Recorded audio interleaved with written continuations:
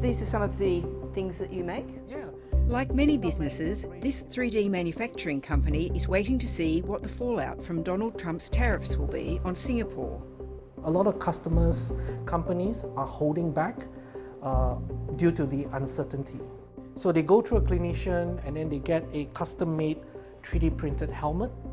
Jason Dew says many firms have begun moving their manufacturing hubs in response to US trade policy. So Singapore, we are in a good position to be providing that services for nearshoring as well as just-in-time manufacturing. Business groups say nations are reconfiguring their supply chains. China, even from the last set of tariffs, had redirected investments into Mexico, Vietnam, Malaysia, but those are now under scrutiny by the US authorities. So I think there's a lot of caution around that. Perhaps no country on earth is as vulnerable to the changes in that order flowing from Donald Trump's Liberation Day tariffs as Singapore, the ultimate trading nation. Singapore is a fantastic logistics hub for the region and globally, and uncertainty doesn't help that sort of area.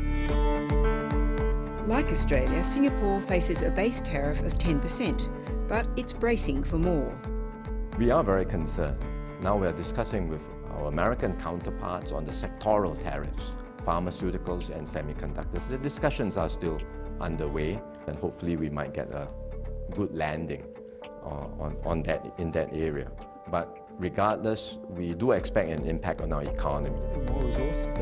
The president of the Australian Chamber of Commerce here is assessing the numbers. Singapore had a growth rate in the first half of above 4%, but I think the MIT, the government departments are expecting year-on-year growth to be more in about the 2%. The pharmaceuticals one is a big concern, right? Because that's a major export, as far as we're concerned, over to the US. But there's a larger dynamic at work as well. The Trump administration has imposed higher tariffs on Singapore's neighbours, with heavy import duties on Myanmar and Laos, while Cambodia and Vietnam have been hit particularly hard because so many of their exports go to the US. In comparison, Singapore has technically got off lightly. Up to now, we've not felt the impact very much. That's partly because many companies, I think, have been front-loading their activities. But we do see signs of business spending and confidence coming down. And I think more than the tariffs alone, it's the uncertainty that's causing businesses to hold back any new investments. And that will surely impact the external environment. And because we are so dependent on external demand, it will surely impact our economy in the coming months and including into next year. The US president's tariffs have also prompted some soul-searching among Southeast Asian nations about how they collectively respond to the challenge. We in Southeast Asia also have to do our part to make ourselves a more attractive single market. There's still a lot of work to be done because ASEAN, yeah, it's virtually tariff-free, but it's not an easy place to do business. It's complex.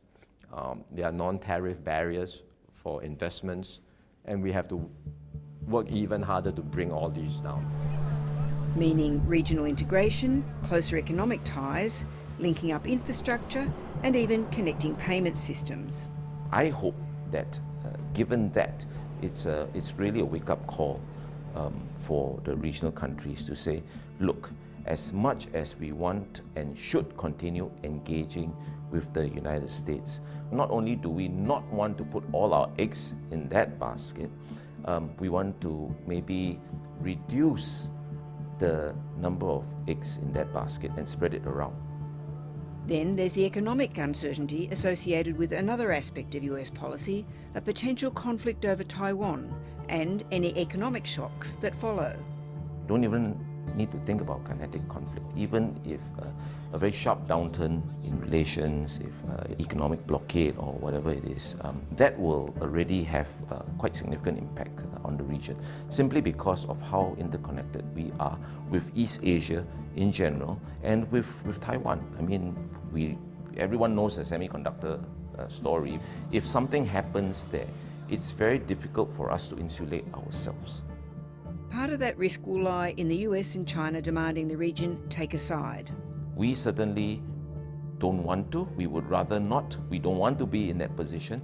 But that is a reality that we need to come to terms with. Highlighting that as the world becomes more unstable, the risks aren't just strategic but economic.